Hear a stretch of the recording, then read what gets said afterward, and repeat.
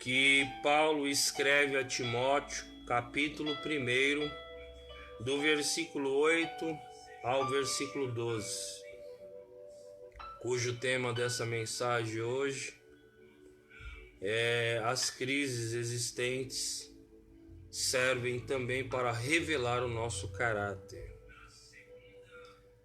Preste atenção.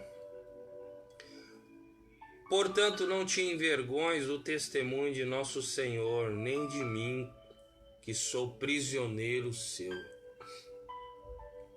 Antes participa das aflições do Evangelho segundo o poder de Deus, que nos salvou e chamou com uma santa vocação, não segundo as nossas obras, mas segundo o seu próprio propósito e graça que nos foi dada em Cristo Jesus, antes dos tempos dos séculos, e que é manifesta agora pela aparição do nosso Salvador Jesus Cristo, o qual aboliu a morte, trouxe à luz a vida e a incorrupção pelo Evangelho, para o que fui constituído pregador e apóstolo e doutor dos gentios. Versículo 12, que é o que nós vamos dar ênfase nessa mensagem, diz assim: por cuja causa padeço também isso, mas não me envergonho, porque eu sei em quem tenho crido, e estou certo de que é poderoso para guardar o meu depósito, o meu coração, a minha mente, até aquele dia.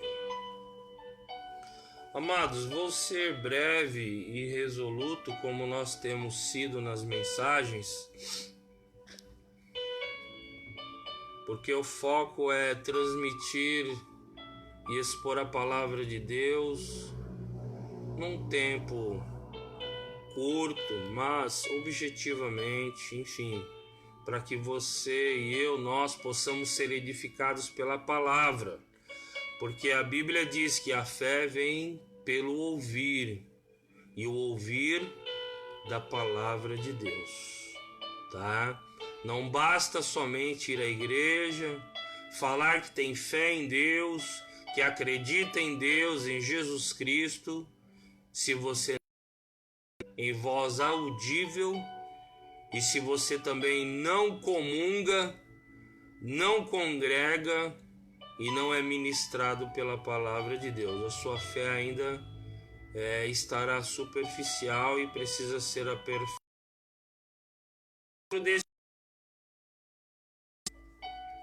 Aonde as crises existentes servem para revelar o nosso caráter, e de fato é.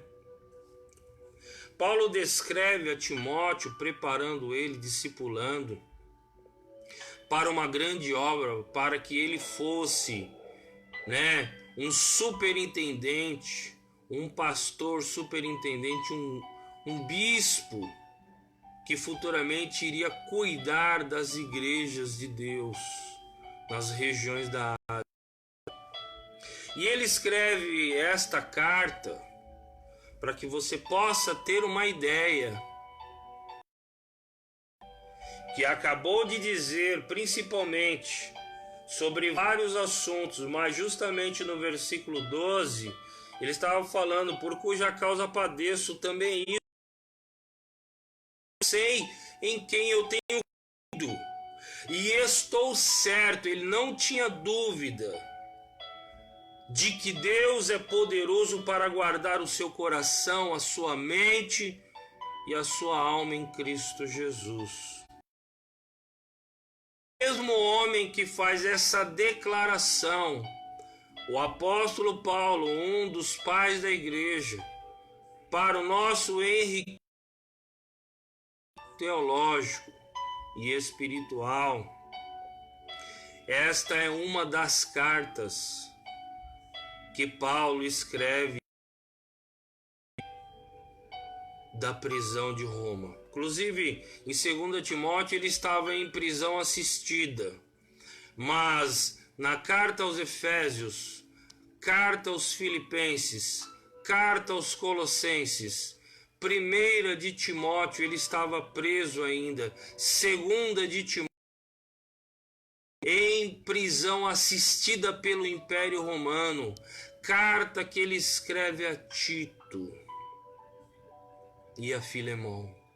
Praticamente mais da metade de sua biografia, dos seus escritos, né, daquilo que lhe fora revelado pelo Espírito Santo, as áreas da igreja, esse homem escreve das prisões, da prisão de Roma. E ele não estava preso porque roubou, porque sonegou impostos. Paulo não estava preso porque transgrediu a lei dos homens, porque assassinou alguém, não, de forma nenhuma. Paulo foi preso em meados de 59 e 60, justamente por causa da sua fé em Cristo Jesus. Por causa da crença, credibilidade e amor que ele tinha pela graça de Deus.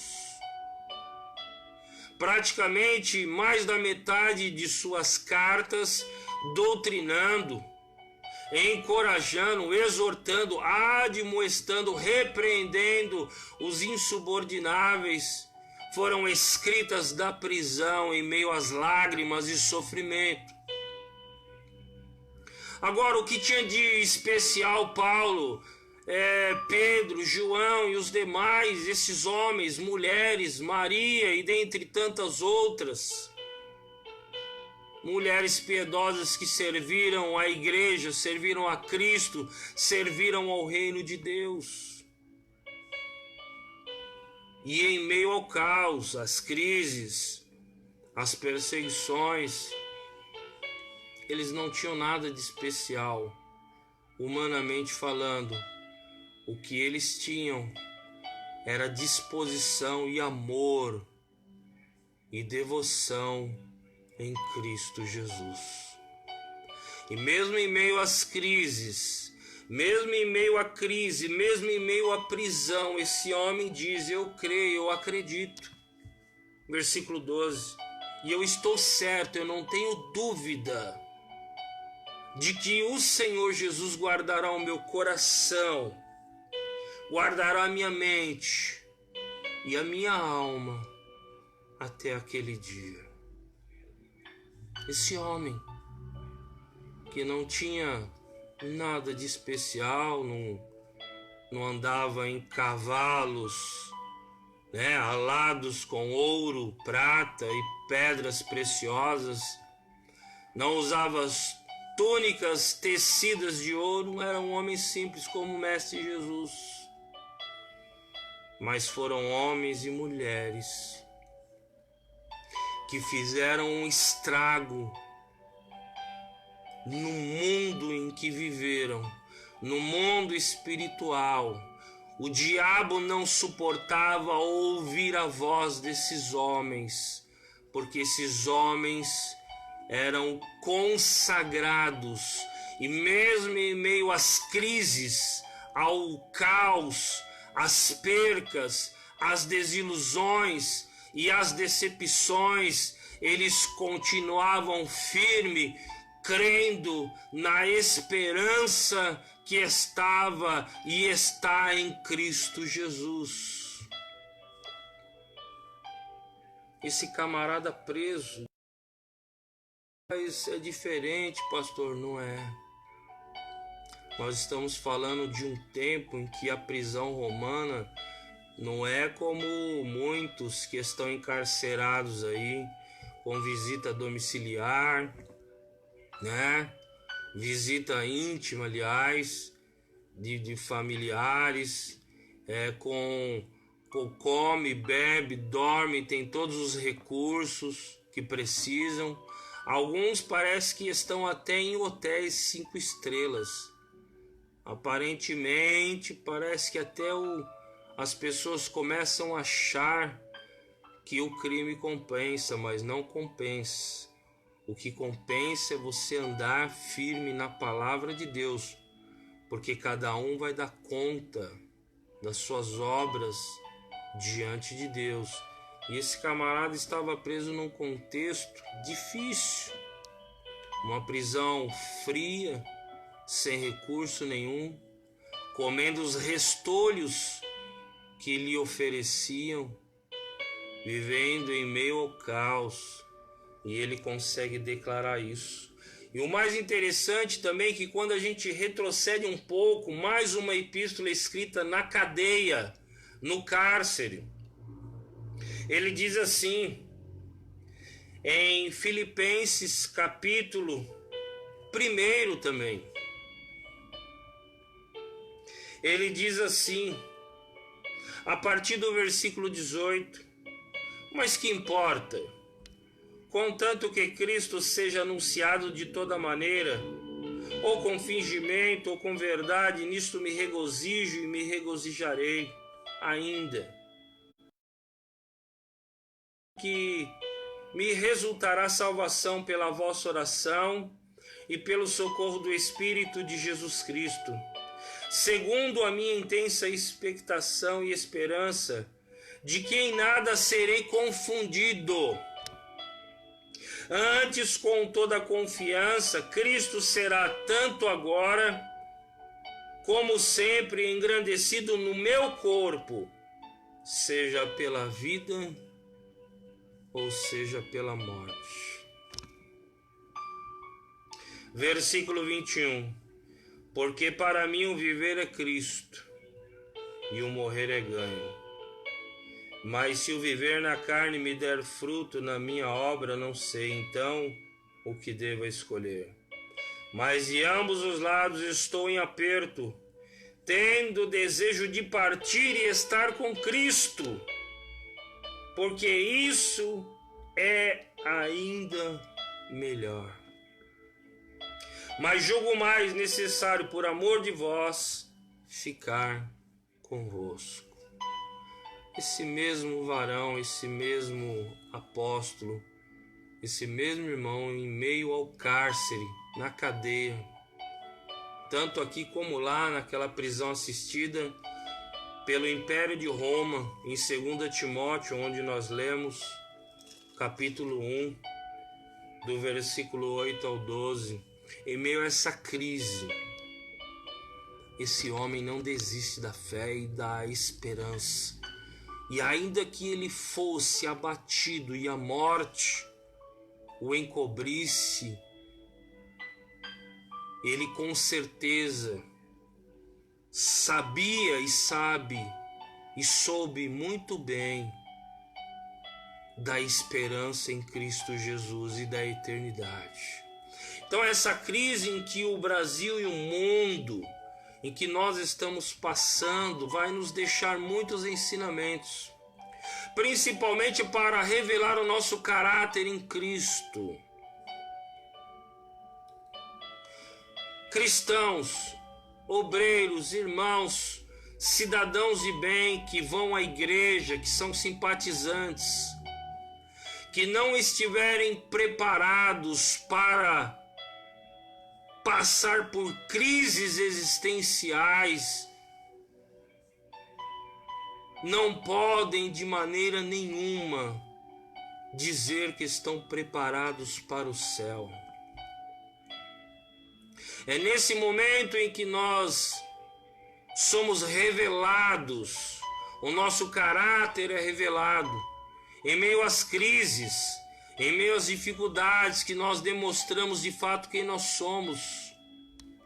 Estamos vendo pessoas proclamar, pronunciar palavras de medo excessivo, de incredulidade, desesperança. Pessoas que muitas vezes vão à igreja. Pelo contrário, irmãos, nós precisamos, como igreja, filhos de Deus, precisamos, como cidadãos de bem, homens e mulheres que temem ao Senhor, principalmente nas crises existentes, demonstrar que nós, de fato, estamos em Cristo Jesus. Eu vi muita gente nesses dias. Trabalhamos todos esses dias. Não sou melhor que você. Minha empresa não parou e eu sou obrigado a trabalhar. Eu tenho minhas necessidades.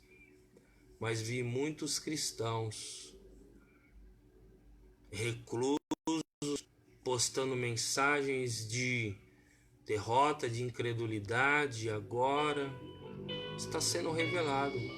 Estivemos no monte orando esses dias, eu e o irmão Paulo. Se o irmão Paulo estiver me ouvindo, um forte abraço, irmão. Irmão, para comer pizza tá cheio, é bom. Mas irmão, para orar e chorar conosco nos montes, nos cultos de oração, você conta nos dedos. Louva a Deus pela sua vida, varão. Siga firme dessa forma que o Senhor vai te levantar. Subimos no monte, aqui no Monte da Esperança, o monte mais alto de São Bernardo. Chegando lá, quando dobramos o joelho para orar, tinha uma obra de macumba, sexta-feira passada, um trabalho de feitiçaria. Com certeza não estava ali para fazer o bem, né? Não foi feito aquele trabalho para promover o bem, nós sabemos, infelizmente. E muitos fazem até porque não conhecem a verdade e são instruídos dessa forma, e nós como igreja precisamos pregar a verdade a essas pessoas. E ali fomos impulsionados, levamos um óleo e ungimos aquele pedaço de oração, enquanto muitos de vocês estão reclusos, nem indo orar na igreja, sozinhos ou com mais outras pessoas, as pessoas estão subindo no monte para fazer o mal. Por isso eu volto a dizer, é em tempos de crise que nós revelamos de fato quem nós o somos. Não é para Deus saber não, porque Deus já sabe quem nós somos, é para mostrar para nós. Eu sempre ensino isso. Por isso, igreja, desperta tu que dormes, Efésios 5,14, e Cristo te esclarecerá. Nós vamos passar por essa, se assim aprove a Deus, e virão dias tenebrosos, segundo escatologicamente a palavra nos ensina. E aonde você vai se esconder? Debaixo dos mares, nos céus, nos calabouços, no medo.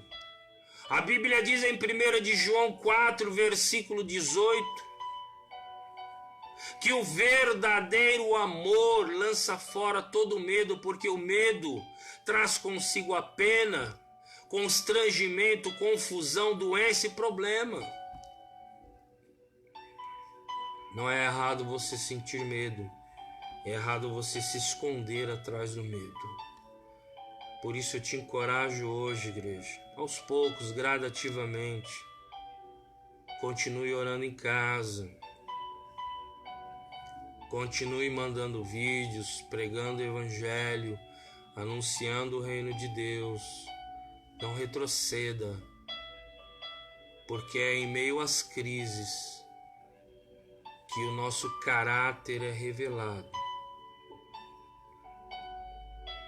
Em meio às crises que a nossa vida cristã é revelada para nós. Paulo não estava pagando de santarrão. Irmãos e irmãs, Na igreja primitiva não estavam querendo se aparecer, não. Eles tinham esperança, fé, e nada podia abalar a credibilidade que eles tinham em Cristo Jesus. E nada parava esses caras, nem a prisão, nem a morte. Esse mesmo aqui em Romanos capítulo 8, você sabe melhor do que eu, ele diz que nem a morte, nem a vida, nada pode nos separar do amor de Deus que está em Cristo Jesus. Por isso, essa crise existencial no Brasil e no mundo está revelando o caráter de muitos. E eu vejo a misericórdia de Deus nos dando tempo para se arrepender como igreja. Domingo foi feito um apelo pela liderança da igreja do Brasil e no mundo para jejuarmos. Será que você vai acordar meio-dia, 11 horas? Acorda na madrugada, vamos chorar, igreja. Vamos se arrepender porque nós precisamos nos converter a Cristo. Precisamos saber que nem a prisão, nem a morte, nem a profundidade, nada pode nos separar de fazer a vontade de Deus. Até a morte dos santos é preciosa ao Senhor. Nada pode parar a igreja de Deus. Paulo, nessa mesma carta, já estou encerrando, no capítulo 4, 2 de Timóteo, capítulo 4, já no findar do labor dessa vida, ele, por orientação do Espírito Santo, olha o que ele escreve para nós: porque eu estou sendo oferecido por aspersão, o sangue dele a ser derramado de sacrifício, e o tempo da minha partida está próximo. Combati o bom combate, acabei a carreira e guardei a fé. Muitos não têm combatido o combate, têm retrocedido como covardes, não têm percorrido a carreira, muito menos guardado a fé. Com falta de coragem, falta de piedade, de devoção ao Senhor. E esse mesmo camarada, sobre observação romana, presídio assistido, em meados de 67, mais ou menos, ele diz: desde agora a coroa da justiça me está guardada, a qual o Senhor, o justo juiz, me dará naquele dia, e não somente a mim, mas a todos os que amarem a sua vida. Então, igreja, é tempo de chorar, de amar a Deus. Qual é o maior dos mandamentos? Amar a Deus acima de todas as coisas e o seu próximo como a si mesmo. Então, para amar a Deus, você precisa amá-lo acima de tudo, inclusive de você mesmo, acima da sua família, acima de tudo que você tem, acima do seu ministério, acima de tudo. Esse é o maior mandamento, e essa coroa de justiça está reservada aos que o amam. É tempo da gente fazer essa avaliação e realmente se perguntar para a gente mesmo: será que eu amo a Deus? Será que eu estou disposto a morrer pelo Evangelho? Será que mesmo em cadeias, mesmo doente, mesmo enfermo, mesmo em perseguição, mesmo em angústia, mesmo na prisão, eu serei crente e continuarei crendo em Cristo Jesus? Por isso essa palavra de hoje, espero que ela possa ter reserva em nossos corações e que amanhã e domingo nós possamos juntos chorar, pedir perdão a Deus pelos pecados da incredulidade, da dúvida, da desesperança, de palavras, de derrotas, de palavras de desencorajamento, que ao invés de sermos uma ponte, nós fomos uma pedra de tropeço às pessoas, porque as pessoas sabem que nós somos o termômetro do mundo e que elas esperam da igreja, de fato, uma palavra de vida, de consolo, uma palavra de eternidade. Vamos chorar domingo. Convoco a igreja Jardim Nazaré, convoco você que está nos ouvindo, ao Brasil e o mundo. É tempo de se arrepender.